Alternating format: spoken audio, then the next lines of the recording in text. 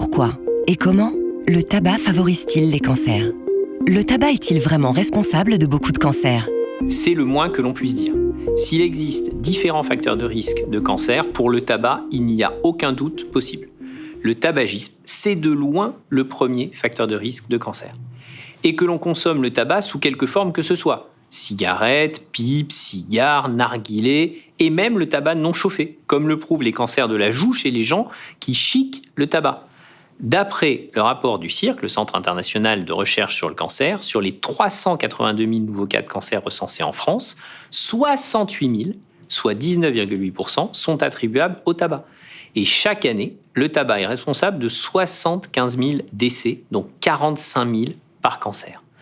Par ailleurs, on estime à 1100 le nombre de décès chaque année liés au tabagisme passif, c'est-à-dire à l'exposition de non-fumeurs à la fumée du tabac. Pourquoi fumer est-il si dangereux ?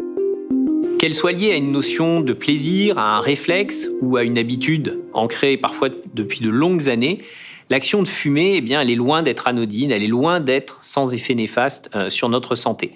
Entre le tabac, le papier, les différents produits ajoutés pour modifier le goût, modifier l'odeur, chaque cigarette est une véritable usine chimique diffusant des particules qui vont pénétrer dans l'organisme.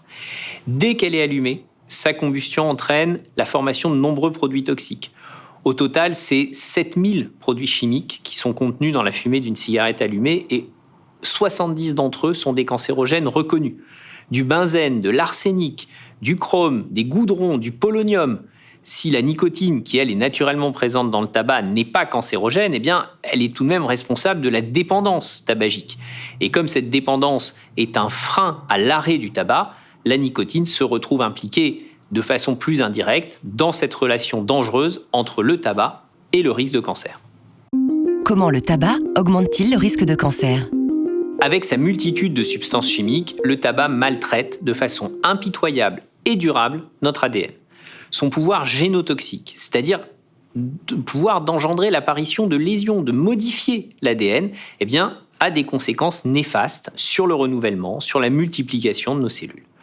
Voilà ce qu'il se passe quand un fumeur allume une cigarette. Une fois inhalés, les nombreux composés toxiques, les particules fines qui résultent de la combustion et sont présents dans la fumée, vont traverser la bouche, le larynx. Ils vont se déposer sur les parois des bronches avant de se diffuser dans tous les autres organes par le biais de la circulation sanguine. Et au contact de ces substances très nocives, nos cellules vont modifier leur programme génétique, ce qui va les pousser à se multiplier de façon anarchique et favoriser l'apparition des cancers. Le premier facteur de risque de cancer évitable dans notre pays, le tabac, est impliqué dans plus de 80% des cancers du poumon, dans 70% des cancers des voies aérodigestives supérieures, cancer de la bouche, cancer du pharynx, du larynx, de l'œsophage, et dans 50% des cancers de la vessie. Mais ce n'est pas tout. Il joue aussi un rôle majeur dans le développement de nombreux autres cancers, comme le cancer du foie, du pancréas, de l'estomac, du rein, du col de l'utérus, du sein, du côlon, du rectum, de l'ovaire, et même dans le développement des leucémies. Avec lui, ses nuisances à tous les étages. Ces effets négatifs s'observent dès une consommation minimale d'une cigarette par jour. Plus on fume et plus on fume longtemps, plus le risque de cancer est élevé. Seul moyen de se protéger, l'arrêt total et définitif du tabac. Pour diminuer les risques liés au tabac, que pouvons-nous faire ? Sachant qu'aujourd'hui en France, près de la moitié des cancers pourraient être évités en changeant certains de nos comportements et de nos habitudes, nous avons tout intérêt à commencer par dire stop à la cigarette, et cela à n'importe quel âge. Il n'est jamais trop tard pour en finir avec le tabac, et en cas de difficulté, il est possible de se faire aider. Un fumeur a 80% de chances en plus de dire adieu au tabac s'il se fait accompagner par un professionnel de santé.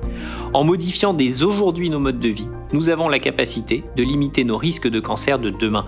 Et ça, c'est une très bonne nouvelle.